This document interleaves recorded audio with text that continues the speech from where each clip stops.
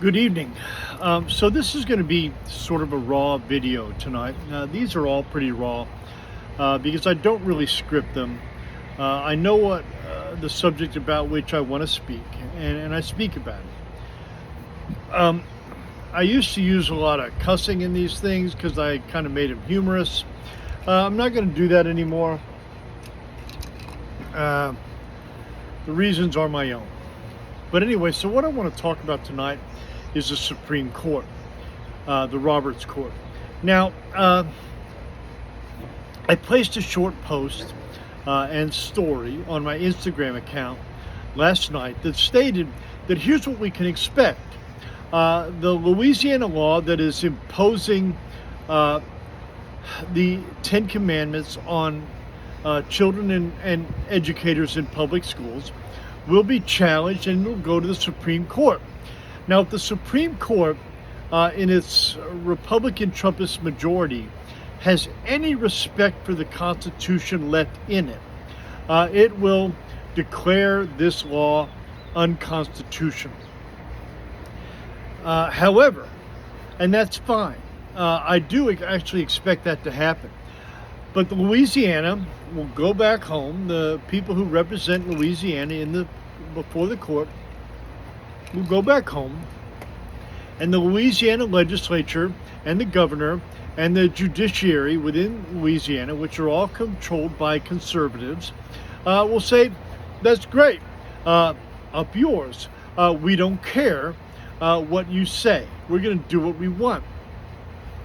Now, this and the Supreme Court, I don't really know that the Supreme Court has any sort of enforcement mechanism available to them. The court makes decisions, and it counts on the people that are parties to that decision to respect its decision.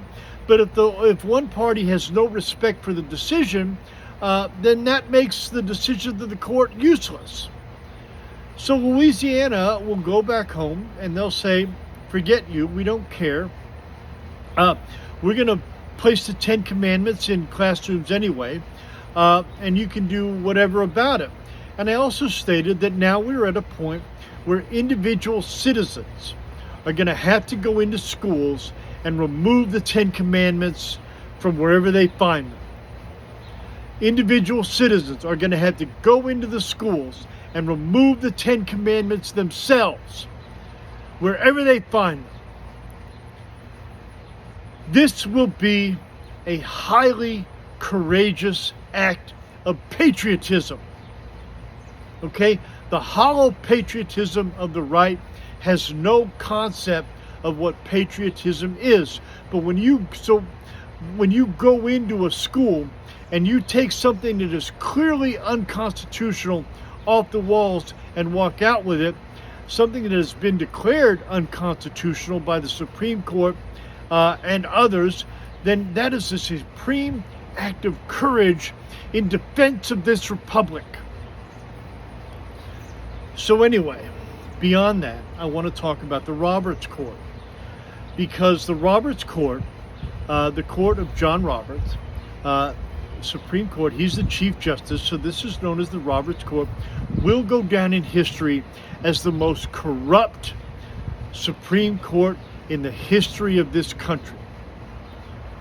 That's not a moniker I would like to have in terms of my legacy if I were John Roberts, but it is the moniker he will bear, because you have not only justices like Clarence Thomas, who are clearly and repeatedly subverting their impartiality as a justice on the Supreme Court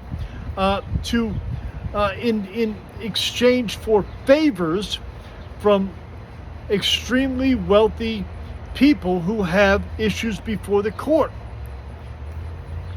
I mean, that guy has basically rented himself out like a whore.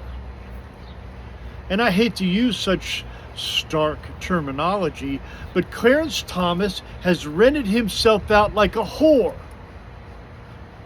to billionaires, especially Harlan Crow, who is his benefactor, I guess, but also his wife, Winnie, who was part of the board. The Stop the Steal campaign, which planned and engineered the bloody insurrection and attempted coup of January 6, 2021. There was an entire board of people who planned and organized that and made sure it went down in the way it did. And his wife was a member of that board. But he refuses to recuse himself from any case that comes before the Supreme Court that deals with that incident or the organizations and incidents and everything else surrounding it.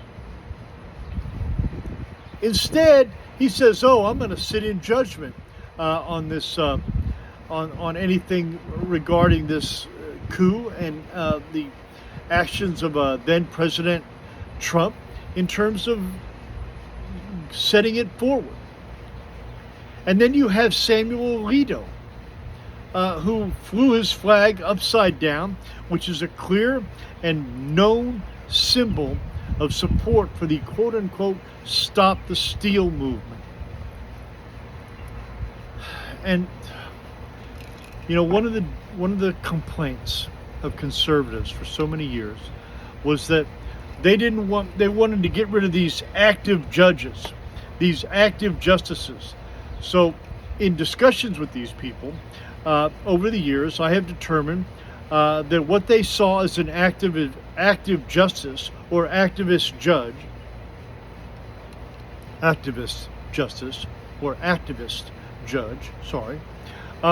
is judges who weighed cases in favor of extending the rights previously extended only to certain groups of people in this country to all groups of people in this country, all demographics, okay, whether they be racial, ethnic, gender identifying, sexually oriented, that these people have the same rights under our Constitution as your basic cisgender, white American, evangelical, Nazi male.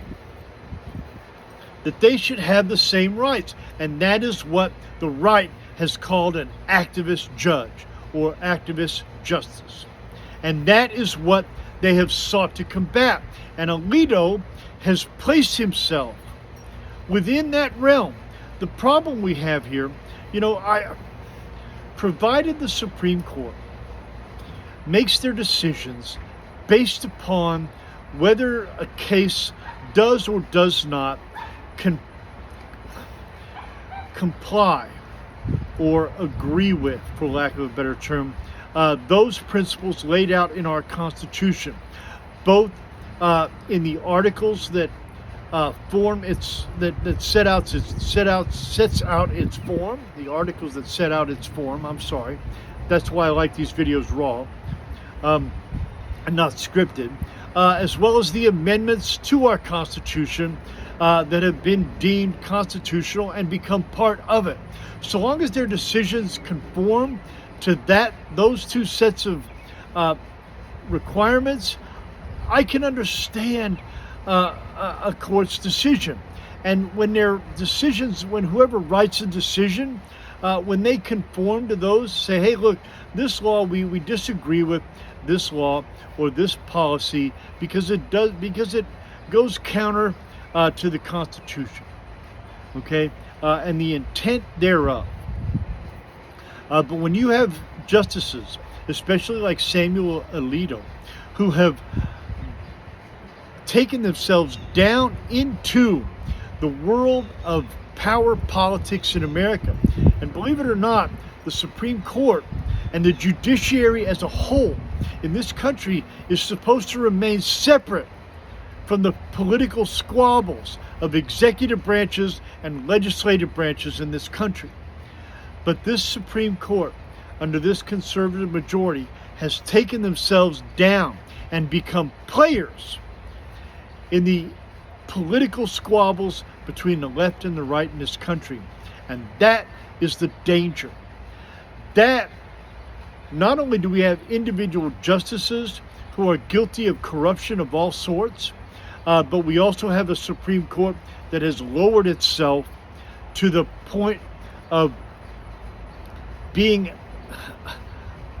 a central player in the left or right politics of this country. And that is why Justice John Roberts' court will go down as the most corrupt in the history of this republic, and the court that basically destroyed the trust of the American people in the Supreme Court to guard their republic against the predilection of executives and legislatures to craft and originate laws that are not equitably applicable among all segments of society.